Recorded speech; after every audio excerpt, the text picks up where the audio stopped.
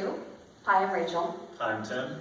And we are here at River Yoga Studio today, and we're going to talk about our traditional Hatha classes.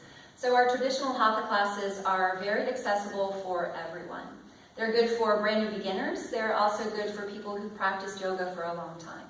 So my friend Rachel and Tim today, they're going to show a couple of our poses. Rachel's going to do some of the poses in a modified form, and Tim is going to come into the full poses. So they're going to start, let's come on up to the top of the mat. And just begin in mountain pose, this nice standing pose. On your inhale breath, sweep your arms high. As you exhale, fold forward. So they're coming forward with a nice flat back. And then let's take the right foot back. So they're coming into a lunge, and Rachel's going to use blocks here in this lunge, and that just helps her lift her shoulders a little higher than her hips. Tim's nice and strong. He's got his knee over his ankle, strong core. He looks great. All right, so from here, please step back into downward facing dog. So downward facing dog, their bodies are in an upside down V. You see that Rachel took away her props. She doesn't need them when she's in her down dog. If you're feeling a little bit tight in your low back, you can always bend your knees a little bit and soften. And then come forward into your plank. Bring your shoulders over your wrists. Rachel's going to drop down to her knees. Tim is in his full plank. And then slowly come all the way down onto your belly. And we're going to work into an upward facing dog. So Rachel, would you do cobra? So it's a little softer on the back. Tim's going to come into an up dog. Go ahead and lift up. So if you feel a little strained in your back, your low back especially, you can take a cobra. You can come into your up dog. Come on down to your belly. And then, Tim, I'd like for you to press into plank and Rachel into a tabletop. So making your way back up. And Tim, if you'll take a down dog, Rachel can come into child's pose. You can come into child's pose at any time during your practice. This is a nice pose to rest if you want to avoid something. Come on back into downward facing dog. And then just walk your feet up toward the top of the mat. And then on your inhale breath, come back into standing. And find your mountain pose.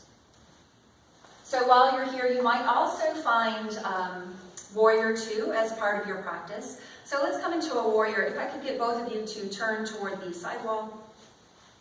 On your inhale breath, sweep your arms high. As you exhale, take a big step out to your right, about 4 to 5 feet. Let your arms come out parallel. And then pivot your left toes toward the front of the room. Put a bend in your knee. So Tim is deep into this Warrior. He has his knee over his ankle, really strong here. Rachel, if you'd like to, you can bring your feet a little closer together. So softening a little bit. And see how their spine is nice and straight, arms are nice and strong. You guys look great. We'll come back to standing. So straighten out through your front leg. Pivot your left toes toward the sidewall. And just for fun, we're going to bring the left foot back to meet the right. Arms come overhead. Or to your waist, all good. And then bring your arms down. We're going to come into a mountain pose. You will also see some balancing poses, and we're going to demonstrate one of those. So if you guys would turn to face the mirror, we're going to come into a tree.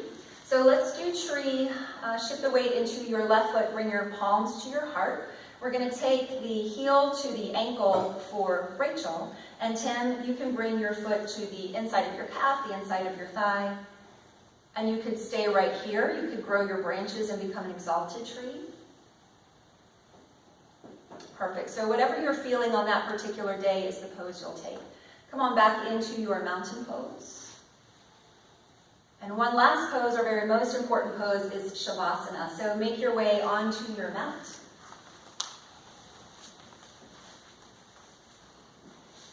So Shavasana, you recline all the way onto your mat. This is the last pose you do of your class.